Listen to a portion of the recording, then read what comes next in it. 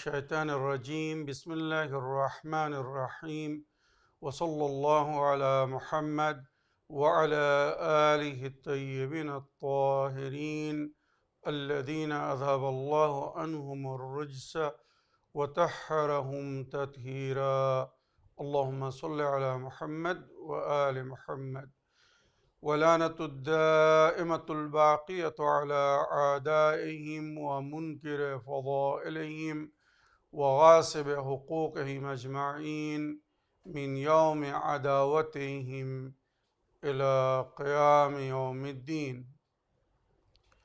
أما بعد يا عباد الله أوصيكم ونفسي بتقوى الله فإن التقوى خير الزاد وبح المعاد وتنفع يوم لا ينفع فيه مال ولا بنون إلا من أتى الله بقلب سليم وصلى الله على محمد وعلى آله الطيبين الطاهرين اللهم صل على محمد وآل محمد আমার প্রিয় দর্শক ও শ্রোতাবৃন্দ আসসালামু আলাইকুম ওয়া রাহমাতুল্লাহি ওয়া বারাকাতুহু।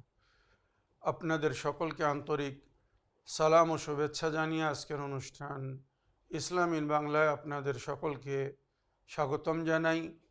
আশা করি আপনারা যে যেখানে আছেন ভালো আছেন, কুশল ও মঙ্গলে আছেন, সুখে থাকুন, শান্তিতে থাকুন, সমস্ত প্রকারের দুঃখ কষ্ট থেকে মুক্তিতে থাকুন।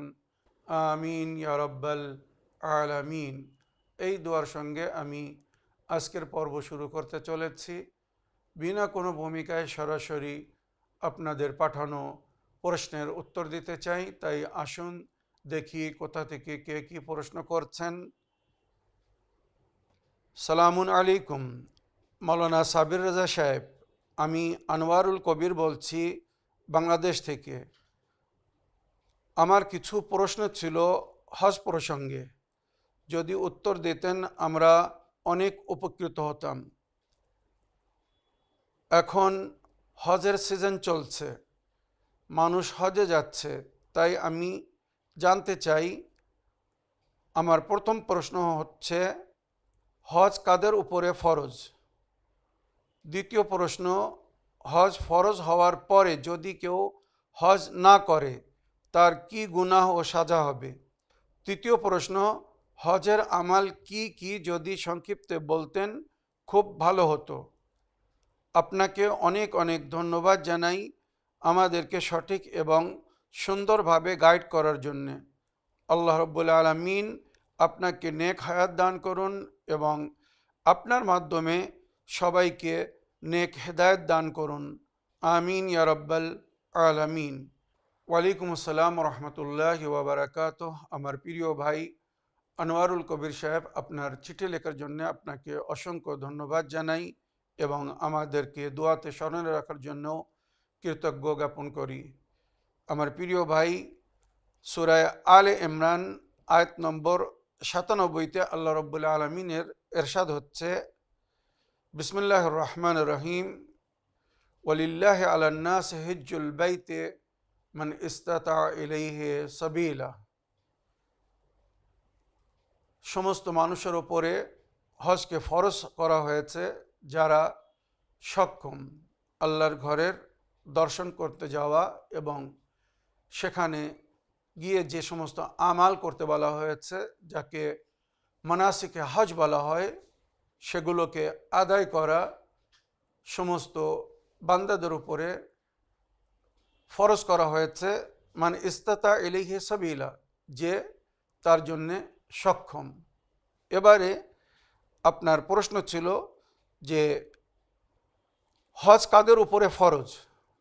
হজ কাদের উপরে ফরজ, আর হজ ফরজ হওয়ার পরে যদি কেউ হজ না করে তো তার কি গুনাহ ও সাজা হবে, আর হজের আমাল সংক্ষিপ্তে জানতে চেয়েছেন।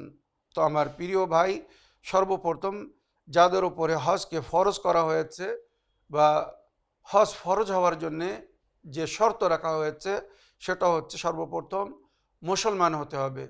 যে মুসলমান না তার উপরে হজ নেই। দ্বিতীয়, বালিগ হতে হবে। বালিগ মানে সাবালক, মেয়ে 9 বছর পার হয়ে 10 বছরে পড়বে, আর ছেলেরা 14 বছর পার করে 15 বছরে পড়বে।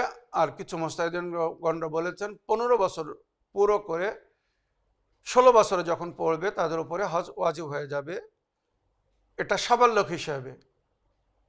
হজ ফরজ হওয়ার জন্য যে বয়সের প্রয়োজন সেটা হচ্ছে ছেলেদের জন্য 15 বছর আর মেয়েদের জন্য 9 বছর পুরো হতে হবে। কিন্তু কিছু ছেলেদের ওপরে হজ হয়তো 14 বছরে ফরজ হয়ে যায়, 14 বছরে তারা সাবালক হয়ে যায়। আকিল হতে হবে, বুদ্ধিজীবী। যারা বুদ্ধিজীবী না, বুদ্ধিজীবী না মানে যারাদের মধ্যে বিবেক নেই, বোঝার শক্তি নেই, কখন কি করতে হবে তারা এটা নিয়ন্ত্রণ করতে জানে না বা করতে পারবে না, জ্ঞান হারা, বুঝ হারা, বিবেক হারা, তো এদের ওপরে হজ নেই। আজাদ আজাদ মানে স্বাধীন হতে হবে, গোলাম মালিকের অনুমতি ছাড়া হজ করতে যেতে পারবে না। যদি তার কাছে পয়সাও থাকে তাও সে হজ করতে যেতে পারবে না। তারপরে পঞ্চম, হজে যাওয়ার জন্যে তাকে যেন কোনো নাজায়েজ কাজ না করতে হয় বা কোনো ফরজ কাজকে না ছাড়তে হয়। মনে রাখবেন, হজের জন্য সে যেতে চাচ্ছে, কিন্তু হজে যেতে গেলে তাকে কোনো নাজায়েজ কাজ করতে হবে। যেমন উদাহরণস্বরূপ বলছি, তার ভাই বোনের হক, অধিকার, যেটা তার দায়িত্বে কর্তব্যে তাকে দিতে হবে। পিতার ওরাসাত পেয়েছে, ভাই বোনের হক না দিয়ে যদি হজ করতে যায় তো তার হজ হবে না। মনে রাখবেন, শরীয়তে বলা হয়েছে ভাই বোনের হক তাদেরকে দিয়ে দাও।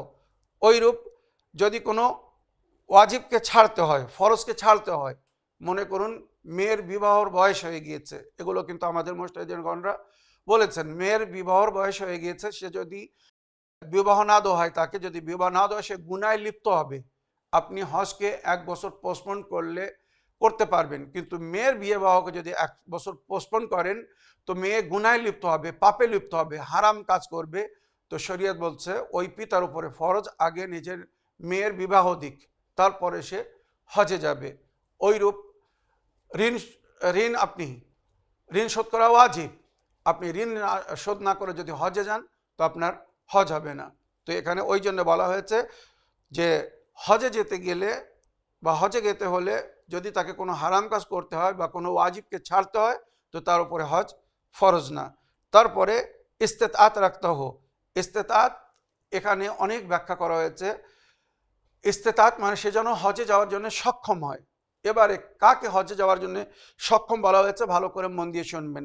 এই শর্তগুলো সব যদি কারোর মধ্যে থাকে বা পাওয়া যায় তখন সে হজ করতে যেতে পারবে, আর এই শর্তগুলো যদি না থাকে তখন সে হজে যেতে পারবে না। তো ষষ্ঠম বলা হচ্ছে সে যেন মুস্তাতি হয়। মুস্তাতি মানে হজে যাওয়ার জন্যে সে যে পয়সার প্রয়োজন সেই পয়সা যেন তার কাছে থাকে। তারপরে বলা হচ্ছে তার সেহাত এবং শক্তি, মানে শারীরিক সুস্থতা এবং তার মধ্যে যেন ক্ষমতা থাকে হজের আমাল করার। আমি এর আগেও অনেকবার বলেছি, হজ আমার মনে হয় যুবকদের উপাসনা বা ইবাদত, কেননা বিরুদ্ধ মানুষের জন্য ওটা খুব কষ্টদায়ক, খুব কঠিন জিনিস।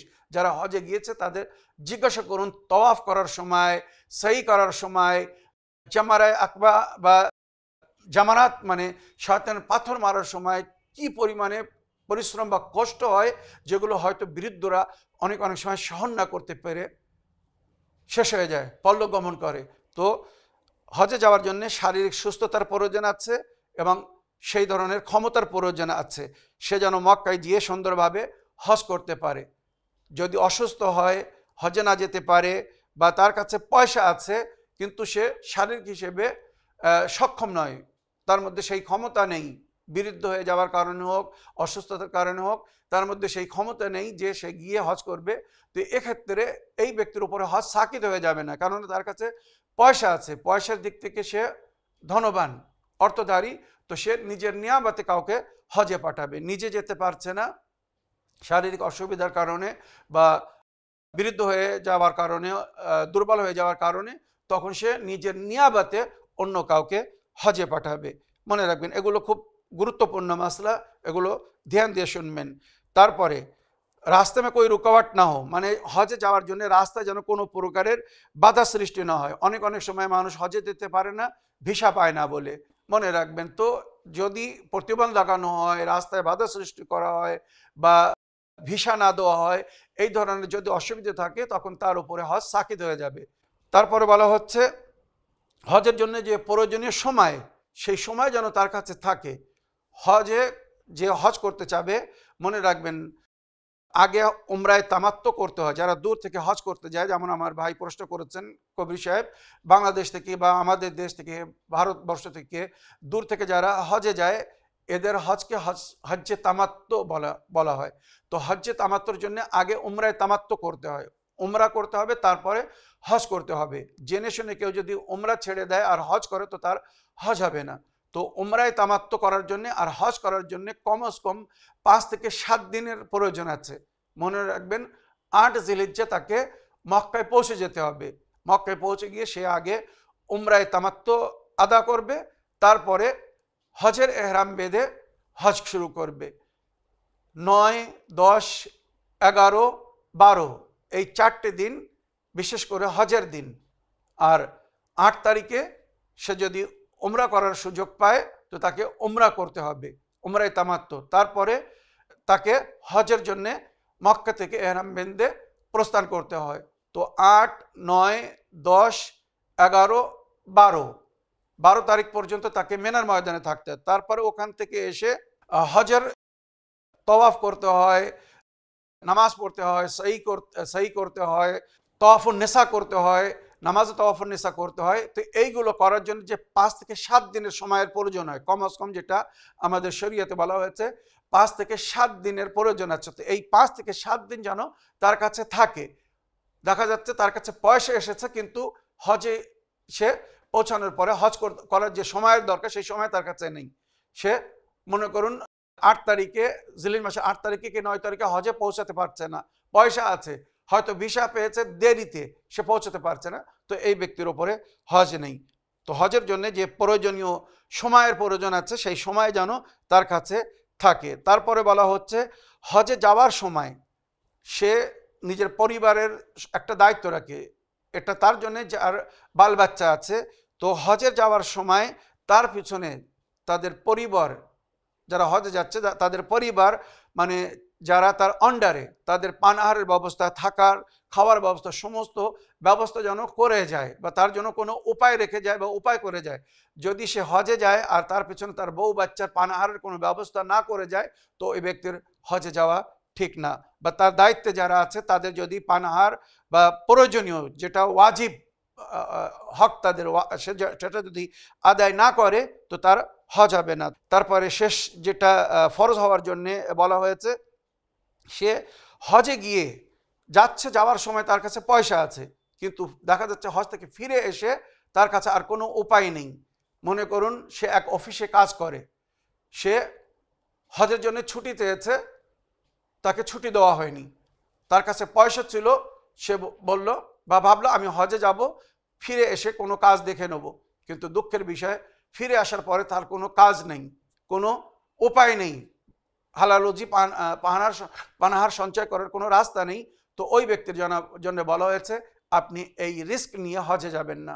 হজ থেকে ফিরে আসার পরে আপনার কাছে জমি জায়গা বা কোনো ব্যবসা বাণিজ্য বা পানাহারের উপায়ের কোনো একটা যেন রাস্তা থাকে, তখন আপনি হজ করতে যাবেন। সমস্ত পয়সা নিয়ে হজে চলে গেছেন, ফিরে এসে মানে অবস্থা খুব দুস্থ বা খুব খারাপ হয়ে গেছে, মানে সম্মানিত জীবন আপনি হারিয়ে ফেলেছেন। হজ থেকে ফিরে এসে আপনাকে এমন কাজ করতে হচ্ছে যেগুলো মানে আপনার সম্মানকে আঘাত করবে।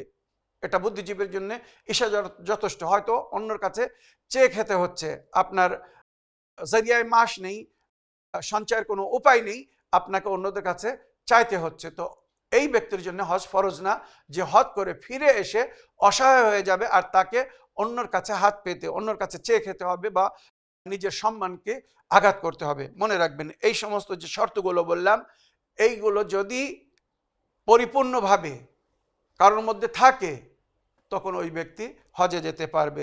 এই শর্তগুলো যদি কারোর মধ্যে থাকে তো মনে রাখবেন তার উপরে হজ ফরজ, সে হজে যেতে পারবে। আর এই শর্তগুলো যদি না থাকে তখন সে হজে যেতে পারবে না।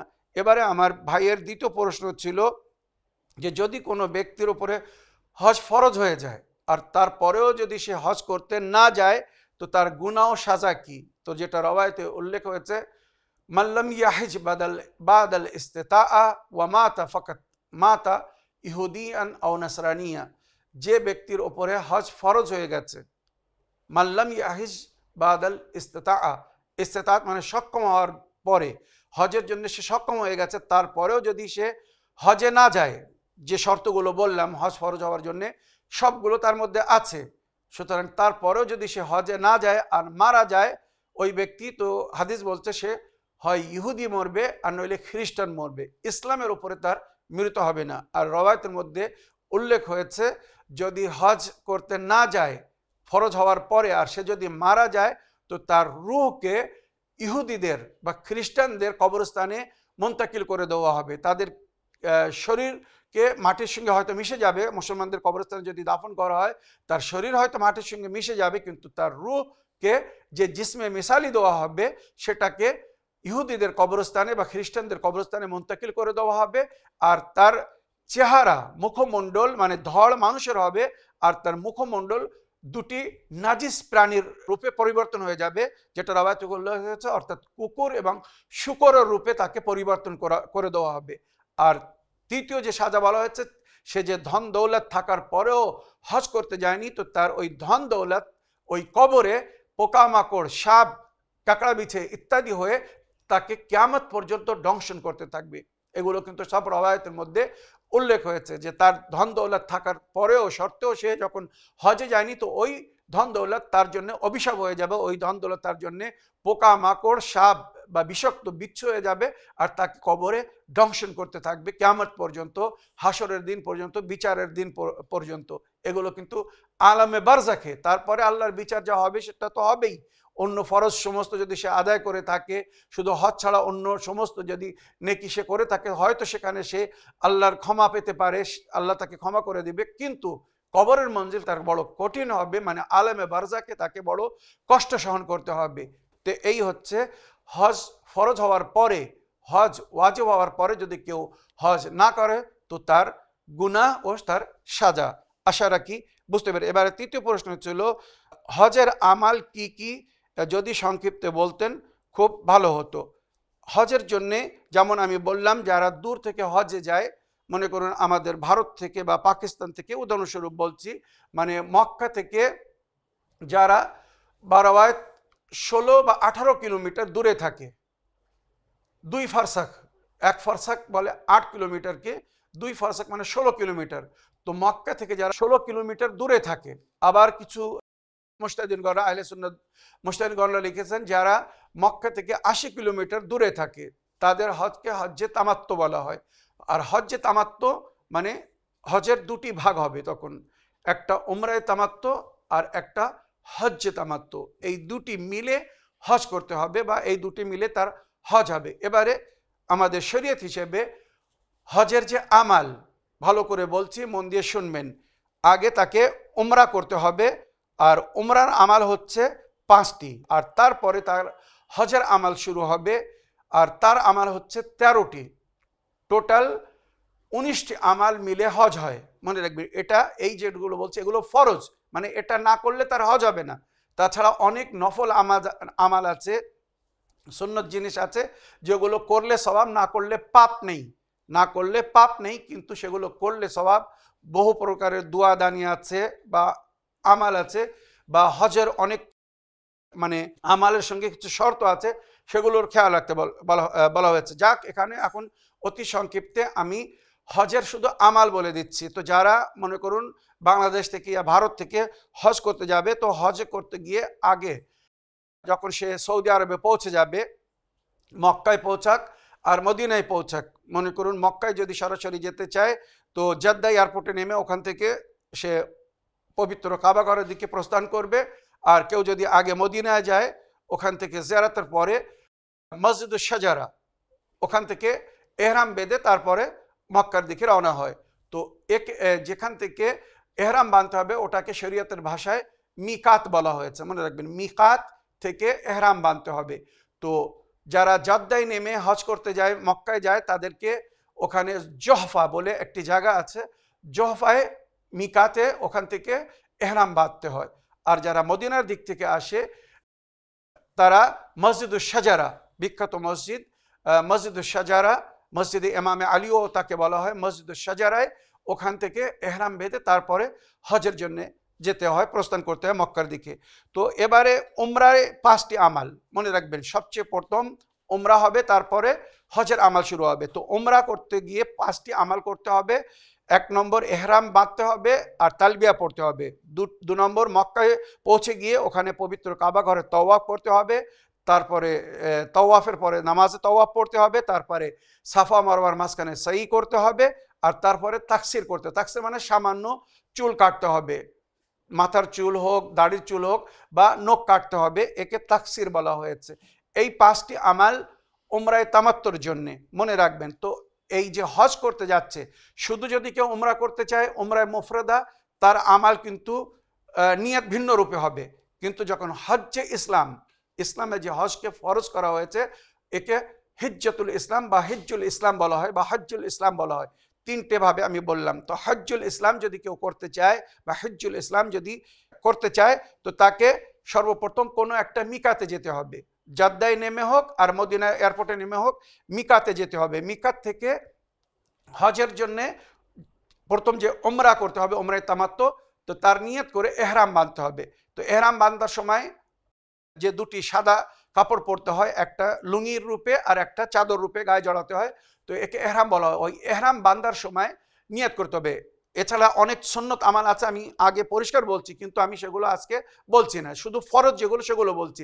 যেমন এহরাম বাঁধার আগে গোসল করা, হজের নিয়াতে উমরার নিয়াতে গোসল করা সুন্নতে মুআক্কাদা, খুব তাকিদ করা হয়েছে। কিন্তু এগুলো সুন্নত বলে এখন বলছি না, শুধু যেগুলো ফরজ, যেগুলো না করলে হজ হবে না। যদি কেউ গোসল না করে পাক থাকে তো তার হজ হবে, মনে রাখবেন। আর যেগুলো না করলে হজ হবে না সেইগুলো বলছি। তো মিকাতে গিয়ে এহরাম বাঁধতে হবে, নিয়ত হবে আমি এহরাম বাঁধছি উমরায়ে তামাত্তুর জন্যে, হজ্জে ইসলামের জন্যে। আমি এহরাম বাঁধছি উমরায়ে তামাত্তুর হজ্জে ইসলামের জন্যে, ওয়াজিব কুরবাতান ইলাল্লাহ, বা শুধু কুরবাতান ইলাল্লাহ বলাও যথেষ্ট। আমি এহরাম বাঁধছি উমরায়ে তামাত্তুর হজ্জে ইসলামের জন্যে, কুরবাতান ইলাল্লাহ, এই বলে লুঙ্গিটা বাঁধবে, তারপরে গায়ে চাদরটা জড়াবে। আর এহরাম বাঁধার পরে এবারে 2 রাকাত নামাজ পড়া মুস্তাহাব। এগুলো সব মানাসিকে হজের মধ্যে, মানে হজের আমাল যেখানে লেখা হয়েছে, বা অনেক এখন বই পাওয়া যাচ্ছে মানাসিকে হজ বলে, তার মধ্যে বিস্তারিত দোয়া আছে। তো এহরাম বাঁধার পরে সঙ্গে সঙ্গে যেটা করতে হবে সেটা হচ্ছে তালবিয়া, লব্বাইক আল্লাহুম্মা লব্বাইক, লব্বাইক লা শারীকা লাকা লব্বাইক, ইন্নাল হামদা ওয়ান নি'মাতা লাকা ওয়াল মুলক লা শারীকা লাকা লব্বাইক। মনে রাখবেন, হজের এহরাম বাঁধার পরে সঙ্গে সঙ্গে তালবিয়া পড়তে হবে। তালবিয়া পড়ার পরে এবারে আপনি মক্কায় পৌঁছে যাচ্ছেন, পবিত্র কাবা ঘরে পৌঁছে যাচ্ছেন। কাবা ঘরে যখন পৌঁছে যাবেন, তো প্রথম 7 বার তওয়াফ করতে হবে। নিয়ত হবে আমি উমরায়ে তামাত্তুর হজ্জে ইসলামের জন্যে পবিত্র কাবা ঘরের 7 বার তওয়াফ করিতেছি কুরবাতান ইলাল্লাহ। আল্লাহু আকবার বলে তওয়াফ শুরু করবে। এক তওয়াফ মানে হাজারে আসওয়াদের যে কোনায় হাজারে আসওয়াদ পাথর লাগানো আছে, ওখান থেকে তওয়াফ শুরু হবে। আর কাবা ঘরের 1 চক্কর কাটার পরে যখন ওখানে আসবে, একটা তওয়াফ পুরো হয়ে যাবে। এইভাবে 7 বার কাবা ঘরের তওয়াফ করতে হবে। কাবা ঘরের তওয়াফ করার সময় এই বাম কাঁধ বা এই দিল যেদিকে, ওইটা সবসময় কাবা ঘরের দিকে থাকবে, মনে রাখবেন। যদি ডাইরেকশন চেঞ্জ হয়ে যায়, সঙ্গে সঙ্গে আবার সেটাকে সিধে করে নিতে হবে। এই বাম কাঁধ সবসময় যেন কাবা ঘরের দিকে থাকে। তো 7 বার তওয়াফ করতে হবে। নিয়ত হবে আমি উমরায়ে তামাত্তুর 7 বার তওয়াফ করিতেছি হজ্জে ইসলামের জন্যে, কুরবাতান ইলাল্লাহ। 7 বার তওয়াফ হয়ে গেল। এবারে 2 রাকাত নামাজ তওয়াফ করতে হবে মাকামে ইব্রাহিমের পিছনে। মাকামে ইব্রাহিম আপনারা দেখেছেন, ওই পাথর রাখা আছে একটি সোনালী বক্সের মধ্যে, কাচের বক্সের মধ্যে দেখা যায়, যে পাথরের উপরে দাঁড়িয়ে জানাবে ইব্রাহিম নবী পবিত্র কাবা ঘরের দেওয়ালকে উঁচু করেছিলেন, গেঁথেছিলেন। তো ওই জায়গাটাকে মাকামে ইব্রাহিম বলা হয়। তো মাকামে ইব্রাহিমের পিছনে গিয়ে 2 রাকাত নামাজ পড়তে হবে। নিয়ত হবে আমি তওয়াফে উমরায়ে তামাত্তুর হজ্জে ইসলামের জন্য 2 রাকাত নামাজ পড়িতেছি কুরবাতান ইলাল্লাহ। আল্লাহু আকবার বলে সকালে নামাজের মতো 2 রাকাত নামাজ পড়বে, নামাজের পরে আল্লাহর কাছে দোয়া করবে। নামাজের পরে এবারে সাই করতে যাবে, সাফা মারওয়ার মাঝখানে সাই করতে হবে। মনে রাখবেন সাফা থেকে সাই শুরু হবে, মারওয়ায় গিয়ে সাই শেষ হবে। সাফা থেকে মারওয়া 1, মারওয়া থেকে আবার সাফা 2, সাফা থেকে মারওয়া 3, মারওয়া থেকে সাফা 4, সাফা থেকে মারওয়া 5, মারওয়া থেকে সাফা 6, আর সাফা থেকে মারওয়ায় গিয়ে শেষে সাই শেষ হবে। তো মারওয়ায় গিয়ে যখন সপ্তম সাই শেষ হবে ওখানে গিয়ে তাকসির করতে হবে। সাই 7 বার সাফা মারওয়ার মাঝখানে সাই করার পরে ওখানে এক জায়গায় গ্রিন লাইট দেওয়া আছে, ওখানে জানাবে হাজরা একটু জোরে দৌড়েছিলেন বলে ওখানে হারওয়ালা করতে হয়, মানে একটু জোরে যেতে হয়। যাই হোক, ওটা মুস্তাহাব, যদি কেউ জোরে নাও যায় তার হজ হবে। তো সাই শেষ হওয়ার পরে মারওয়া পাহাড়ের ওখানে সমস্ত ব্যবস্থা থাকে, যদি আপনার কাছে কাউচি থাকে তো আপনিও কারোর দ্বারা এটা করে নিতে পারবেন। ওখানে সামান্য চুল কাটতে হবে, মাথার চুল হোক আর দাড়ির চুল হোক, গোপের চুল হোক, আর নখ কাটতে হবে যদি নখ বড় হয়ে থাকে। তো এগুলো ওখানে কাটতে বলা হয়েছে, একে বলা হচ্ছে তাকসির। তো এই তাকসির করলে উমরা পুরো হয়ে যাবে, উমরায়ে তামাত্তু পুরো হয়ে যাবে। উমরায়ে তামাত্তু যে 5টি জিনিস, এহরাম, তালবিয়া, তার সঙ্গে তওয়াফুল খানায়ে কাবা, নামাজে তওয়াফ, সাই সাফা বাইনাল মারওয়া সাফা, সাফা মারওয়ার মাঝখানে সাই, আর তাকসির, এটা উমরা হয়ে গেল। এবারে আপনার হজের আমাল শুরু হবে, মনে রাখবেন জিলহজ মাসের 9 তারিখ থেকে, যেটা শরীয়তে বা রবায়তে উল্লেখ হয়েছে। নবী করিম সাল্লাল্লাহু আলাইহি ওয়াসাল্লাম বলেছেন আল হজ্জু আরাফা, আরাফা থেকে হজের আমাল শুরু হয়। আসল হজ হচ্ছে আরাফার দিন ময়দানে আরাফাতে উপস্থিত হয়ে ওখানে আল্লাহর উপাসনা করা, দোয়া, নামাজ যেগুলোর হুকুম দেওয়া হয়েছে সেগুলো করতে হবে। কিন্তু আমার আহলে সুন্নাত ভাইরা ওনারা 8 জিলহিজ্জা মক্কা থেকে এহরাম বেঁধে মিনার ময়দানে যান, ওখানে খায়মায় রাত কাটিয়ে তারপরের দিনে আরাফাতের ময়দানে আসেন। কিন্তু আমাদের ফিকে জাফরি হিসেবে কেউ যদি মিনার ময়দানে না গিয়ে সরাসরি আরাফাতের ময়দানে যায় তার হজ হবে। তবে হজের আমালের জন্য, উমরার পরে এবারে হজের আমালের জন্য তাকে কি করতে হবে, মক্কা থেকে, যেখানে যাকে হারামে মক্কি বলা হয়েছে, প্রায় 3 কিলোমিটার এরিয়া হারামে মক্কি বলা হয়। তবে উত্তম হচ্ছে পবিত্র কাবা ঘর, কাবা ঘর থেকে হজের জন্য এহরাম বাঁধতে হবে। নিয়ত হবে আমি এহরাম বাঁধিতেছি হজ্জে ইসলামের জন্য, উমরা করা হয়ে গিয়েছে, এবার শুধু হজ, তো আমি এহরাম বাঁধিতেছি হজ্জে ইসলামের জন্যে, ওয়াজিব কুরবাতিন আল্লাহ বা কুরবাতিন ইলাল্লাহ বলে কাবা ঘরে ওখানেই মানে যে নিচের এহরামটা ওটা ভালো করে টাইট করে বেঁধে নেবে, তারপরে ওপরে একটা এহরাম যেটা গায়ে জড়াতে হয় ওটাকে গায়ে দিয়ে নেবে, চাদর। তো মনে রাখবেন পবিত্র কাবা ঘর থেকে এহরাম বেঁধে এবারে ওখান থেকে আরাফাতের ময়দানে যেতে বলা হয়েছে। কেউ যদি নিজের হোটেল থেকে এহরাম বেঁধে আরাফাতের ময়দানে যেতে চায় যেতে পারবে, বা 8 তারিখে যারা মিনার ময়দানে যেতে চায় যেতে পারবে, কোনো অসুবিধা নেই।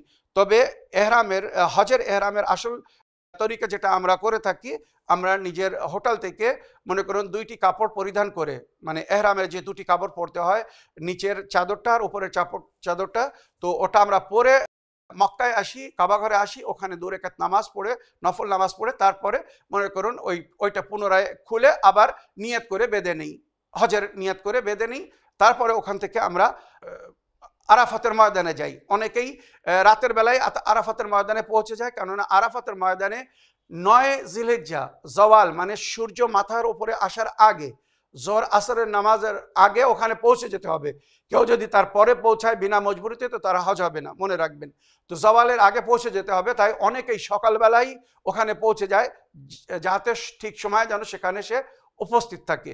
তো মনে রাখবেন হজের আমাল হচ্ছে মক্কা থেকে এহরাম বেঁধে আরাফাতের ময়দানে যেতে হবে। আরাফাতের ময়দানে 9 জিলহজ মাসের 9 তারিখ জওয়াল থেকে গুরুবে আফতাব, মানে সূর্য যখন মাথার উপরে এসে যাবে, মানে জোহর আসরের সময় হয়ে যাবে, ওই সময় থেকে নিয়ে গুরুবে আফতাব সূর্য অস্ত যাওয়া পর্যন্ত তাকে আরাফাতের ময়দানে থাকতে হবে। ওখানে বিভিন্ন নামাজ, আমাল, দোয়া, জিয়ারাত অনেক কিছু আছে, সেগুলো আপনারা মানাসিকে হজে দেখতে পারেন। সন্ধ্যা পর্যন্ত ওখানে থাকতে হবে। সন্ধ্যার পরে মাগরিবের নামাজ ওখানে পড়ে অনেকেই প্রস্থান করে মুজদালিফার জন্য, মাশারুল হারাম যাওয়ার জন্য, আবার কেউ তার আগেও বের হয়ে যায়, কোনো অসুবিধা নেই। তবে শর্ত হচ্ছে গুরুবে আফতাব, মানে সূর্য অস্ত যাওয়া পর্যন্ত আরাফাতের ময়দানে থাকতে হবে। তারপরে ওখান থেকে প্রস্থান করে এবারে আরাফাতের ময়দান আর মিনার ময়দানের মাঝখানে মাশারুল হারাম, যাকে মুজদালেফা বলা হয়। মুজদালেফায় তাকে সকালের আজানের যে সময়, সকালের আজানের সময়, ভোরের আজানের সময় থেকে নিয়ে সূর্য উদয় হওয়া পর্যন্ত ওই মাশারুল হারামে মুজদালেফায় তাকে থাকতে হবে। মিনার ময়দানে যদি সে প্রবেশ করে তো তার হজ বাতিল হয়ে যাবে, জেনে শুনে তাকে মুজদালেফায় থাকতে হবে, মিনার ময়দানের সামনেই, ওখানে মাশারুল হারাম যাকে বলা হয়। আর পাথর মারার জন্য, শয়তানকে যে পাথর মারতে হয়, ওই মুজদালেফা মাশারুল হারাম ওখানের পাহাড় থেকে বা ওখানকার জমিন থেকে ওই পাথর খুঁজে নিয়ে যেতে বলা হয়েছে, যে শয়তানকে পাথর মারতে হবে। প্রথম দিন বড় শয়তানকে 7টি পাথর মারতে হবে, আর দ্বিতীয় দিন এবং তৃতীয় দিন মানে 11 জিলহিজ্জা এবং 12 জিলহিজ্জা ছোট শয়তান, মেজো শয়তান, বড় শয়তান সবাইকে 7টা করে পাথর মারতে হবে। তো দ্বিতীয় দিন এবং তৃতীয় দিন 21 করে, 21 দুনো 42টি পাথর, আর প্রথম দিনে 7টি পাথর, টোটাল 49টি পাথর তাকে ওই মাশারুল হারাম থেকে, মুজদালিফার ময়দান থেকে, ওখান থেকে সংগ্রহ করে নিয়ে যেতে হবে, তলিতে নিয়ে যেতে হবে।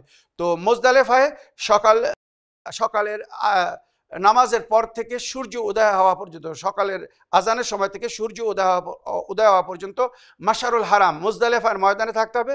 তারপরে সূর্য উদয় হওয়ার পরে ওখান থেকে মিনার ময়দানে যেতে হবে। এই যে হজের আমালগুলো বলছি, ভালো করে মন দিয়ে শুনবেন। মাশারুল হারাম মানে মুজদালিফায় সূর্য উদয় হওয়া পর্যন্ত থাকতে হবে, তারপরে ওখান থেকে মিনার ময়দানে যেতে হবে। আর মিনার ময়দানে 3 দিন থাকতে হয়, 10 জিলহিজ্জা, 11 জিলহিজ্জা এবং 12 জিলহিজ্জা। 12 জিলহিজ্জার আসরের পরে যদি কেউ ওখান থেকে বাইর হতে চায়, বাইর হতে পারবে, কিন্তু 10, 11, 12 এই 3 দিন ওখানে ক্যাম করতে হবে। মনে রাখবেন, মিনার ময়দানে ক্যাম করতে হবে। আর ক্যাম করার সময় যখন 10 জিলহিজ্জা মিনার ময়দানে পৌঁছে যাবে, তো ওই দিনের যে প্রথম কাজ হবে সেটা হচ্ছে জামারায়ে আকাবা, মানে পিছনের শয়তান, সবচেয়ে বড় শয়তান, তাকে ওই দিন মানে ঈদের দিন 10 জিলহিজ্জার দিন 7টি পাথর মারতে হবে। জামারায়ে আকাবাকে 7টি পাথর মারতে হবে। আর পরের দুদিন মানে 11 জিলহিজ্জা এবং 12 জিলহিজ্জা 3 শয়তানকে, ছোট শয়তান, মেজো শয়তান, বড় শয়তান, যাকে জামারায়ে উলা, জামারায়ে উস্তা, জামারায়ে আকাবা বা জামারায়ে কোবরা বলা হয়, 3 শয়তানকে পাথর মারতে হবে 11 এবং 12 তারিখে। আর 10 জিলহিজ্জার দ্বিতীয় আমাল হচ্ছে, মিনার ময়দানে পৌঁছে গিয়েছেন, বড় শয়তানকে পাথর মেরেছেন, নিয়ত করে পাথর মারতে হবে, আমি হজ্জে ইসলামের জন্য জামারায়ে আকাবাকে 7টি পাথর মারিতেছি কুরবাতান ইলাল্লাহ, এইভাবে নিয়ত করে পাথর মারতে হবে। তারপরে হালাক করতে হবে, হালাক মানে মুন্ডন করতে হবে, নিয়ত হবে আমি হজ্জে ইসলামের জন্য হালাক করিতেছি বা মুন্ডন করিতেছি কুরবাতান ইলাল্লাহ। মুন্ডন করার আগে 10 জিলহিজ্জা জামারায়ে আকাবা মানে বড় শয়তানকে পাথর মারার পরে এবারে কুরবানি করতে হবে।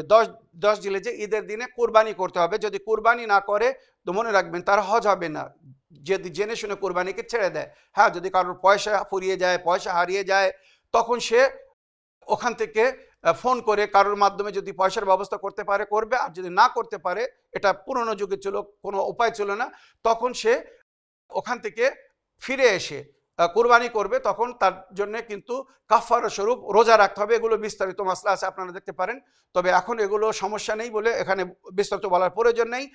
10 জিলহিজ্জা ঈদের দিনে কুরবানি করতে হবে। কুরবানি করার পরে আর কুরবানি নিয়ত হবে আমি হজ্জাতুল ইসলামের জন্য কুরবানি পেশ করিতেছি আল্লাহর দরবারে, যেটা জনাবে ইব্রাহিম নবী পেশ করেছিলেন। আমি আল্লাহর দরবারে কুরবানি পেশ করিতেছি, উট, গরু, ছাগল, ভেড়া, দুম্বা যা কুরবানি করবে সেটার নিয়ত করে 10 জিলহিজ্জা কুরবানি করবে। কুরবানি করার পরে এবারে মুন্ডন করতে হবে, মানে নেড়া হতে হবে, মাথার চুল পুরো কাটতে হবে। যারা প্রথম হজ করেছে তাদের জন্য হালাক করা অনিবার্য। আর যদি যারা প্রথমবার হজ না হয়, মনে কোনো দ্বিতীয়বার হজে গিয়েছে, তৃতীয়বার হজে যাচ্ছে, চতুর্থবার হজে যাচ্ছে, নফল বা সুন্নত হজে যাচ্ছে, তাদের জন্য মুন্ডন করা, হালাক করা মানে মুস্তাহাব। যদি হালাক না করে, মুন্ডন না করে, যদি চুল কাটে যথেষ্ট। তারপরে মুন্ডন করার পরে এবারে রাত কাটাতে হবে। মনে রাখবেন 10 জিলহিজ্জা দিনগত রাত, 11 জিলহিজ্জার রাত আর 12 জিলহিজ্জার আসর পর্যন্ত, এই 3 দিন মিনার ময়দানে তাকে ওকুফ করতে হবে। 10 জিলহিজ্জা, 11 জিলহিজ্জা এবং 12 জিলহিজ্জার আসর পর্যন্ত আরাফাতের ময়দানে ওকুফ করতে হবে, ওই আরাফাত ময়দানে কিয়াম করতে হবে। এবারে মবিতের পরে তারপরে এবারে শেষ আমালের জন্য মক্কায় আবার ফিরে আসতে হবে। মক্কায় ফিরে এসে তওয়াফুল ইফাজা বলে বা তওয়াফুল হজ, হজের তওয়াফ করতে হবে। যেমন উমরার জন্য তওয়াফ করেছিলেন, ওইরূপ এবারে হজের জন্য তওয়াফ করতে হবে। নিয়ত হবে আমি পবিত্র কাবা ঘরের 7 বার তওয়াফ করিতেছি হজ্জতুল ইসলামের জন্য বা হজ্জে ইসলামের জন্য, ইসলামের হজের জন্য, ওয়াজিব কুরবাতান ইলাল্লাহ বা কুরবাতান ইলাল্লাহ। আমি পবিত্র কাবা ঘরের তওয়াফ করিতেছি হজ্জে ইসলামের জন্য, কুরবাতান ইলাল্লাহ। এই বলে পবিত্র কাবা ঘরে 7 বার তওয়াফ করবে। তওয়াফের পরে মাকামে ইব্রাহিমের পেছনে গিয়ে 2 রাকাত নামাজে তওয়াফ পড়বে। যেমন উমরায়ে তামাত্তুর সময় নামাজ পড়েছিল, 2 রাকাত নামাজ পড়বে। নিয়ত হবে আমি 2 রাকাত নামাজে তওয়াফে হজ্জে ইসলাম পড়িতেছি কুরবাতান ইলাল্লাহ। সকালের নামাজের মতো 2 রাকাত নামাজ পড়বে। মনে রাখবেন, নামাজে তওয়াফ পড়ার পরে এবারে সাই করবে, সাফা মারওয়ার মাঝখানে গিয়ে সাই করবে। নিয়ত হবে আমি সাফা মারওয়ার মাঝখানে 7 বার সাই করিতেছি হজ্জে ইসলামের জন্য কুরবাতান ইলাল্লাহ বা ওয়াজিব কুরবাতান ইলাল্লাহ। সাই করার পরে 7 বার সাই করার পরে এখানে আর কিন্তু তাকসিরও নেই, হালাক নেই, কিছু না। এবারে আবার পুনরায় তাকে তওয়াফুন নেসা করতে হবে, যাকে আমার আহলে সুন্নাত ভাইরা তওয়াফুল বেদা বলে, কিন্তু আমাদের এখানে তওয়াফুন নেসা আর তওয়াফুল বেদা আলাদা। তওয়াফুন নেসা যেটা ফরজ, যদি কেউ তওয়াফুন নেসা ছেড়ে দেয় তো সে গুনাহগার হবে, আর তার বউ তার জন্যে হারাম হয়ে যাবে, মানে স্ত্রী হারাম হয়ে যাবে। তার বউ থাকবে কিন্তু স্ত্রীর সঙ্গে মিলন হারাম হয়ে যাবে যদি কেউ তওয়াফুন নেসা না করে। মনে রাখবেন, অবৈধ সম্পর্ক হয়ে যাবে। তাই সে নিজে করবে, আর যদি নিজে ভুলে যায় আর মনে কোনো রাস্তায় মনে পড়েছে সেখান থেকে ফিরে গিয়ে সে তওয়াফুন নেসা করবে। আর যদি ফিরে যাওয়া সম্ভব না হয় কাউকে নায়েব করবে, আমার নিয়াবতে তুমি তওয়াফ করে দাও, তওয়াফ করবে এবং নামাজে তওয়াফুন নেসা পড়বে। তওয়াফ আদা হয়ে যাবে, তার বউ তার জন্য হালাল হয়ে যাবে। মনে রাখবেন, তো শেষ যে 2টি আমাল হচ্ছে হজের, সেটা হচ্ছে 1 তওয়াফুন নেসা, আর দ্বিতীয় হচ্ছে নামাজ তওয়াফুন নেসা। তওয়াফুন নেসা মানে কাবা ঘরের 7 বার তওয়াফ করতে হবে। নিয়ত হবে আমি তওয়াফুন নেসা করিতেছি হজ্জে ইসলামের জন্য কুরবাতান ইলাল্লাহ। 7 বার পবিত্র কাবা ঘরের তওয়াফুন নেসা করিতেছি হজ্জে ইসলামের জন্য কুরবাতান ইলাল্লাহ। তওয়াফুন নেসা হয়ে গেল। মাকামে ইব্রাহিমের পিছনে গিয়ে 2 রাকাত নামাজে তওয়াফুন নেসা পড়বে। তওয়াফুন নেসার পরে সে দোয়া করবে, আল্লাহ রাব্বুল আলামিন তার হজকে কবুল করবেন, তার হজের আমাল পুরো হয়ে গেল। এবার এখানে মোস্তাহাব অনেক আমাল আছে। তওয়াফুল বেদা করতে বলা হয়েছে, বা যখনই পবিত্র কাবা ঘরে যাবে নিয়ত করে নিজের তরফ থেকে, নিজের পরিবারের আত্মীয় স্বজনের তরফ থেকে, জীবিতদের তরফ থেকে, মৃতদের তরফ থেকে, কারণ নিয়াবতে যদি কেউ কাবা ঘরে তওয়াফ করতে চায় তো তওয়াফ করতে পারবে। তো এইভাবে হজের আমাল পরিপূর্ণ হবে। আমার প্রিয় দর্শকবৃন্দ, আমার প্রিয় শ্রোতা বন্ধুরা, যারা হজে যাচ্ছেন বা যাদের আপনরা হজে যাচ্ছেন, এই হজের বিস্তারিত যে আমাল বললাম, বা হজ কাদের উপরে ফরজ, আর হজ না করলে তার কি সাজা বা গুনাহ হবে, আর হজের আমাল কিভাবে আঞ্জাম দিতে হবে, উমরায়ে তামাত্তু কিভাবে করতে হবে, হজ কিভাবে করতে হবে, আমি বিস্তারিতভাবে বললাম। যদি এর মধ্যে কোথাও কোনো প্রকারের ত্রুটি রয়ে যায় বা কোনো প্রকারের কোনো জিনিস বুঝতে অসুবিধা হয় তো সে বিষয়ে আপনারা প্রশ্ন করতে পারেন। এই বলে আমার আজকের বক্তব্য এখানে শেষ করলাম। ওয়া আখিরু দাওয়ানা আলহামদুলিল্লাহি রাব্বিল আলামিন। ওয়াসসালামু আলাইকুম ওয়া রাহমাতুল্লাহি ওয়া বারাকাতুহু। لبيك اللهم لبيك لبيك لا شريك لك لبيك إن الحمد والنعمة لك والملك لا شريك لك.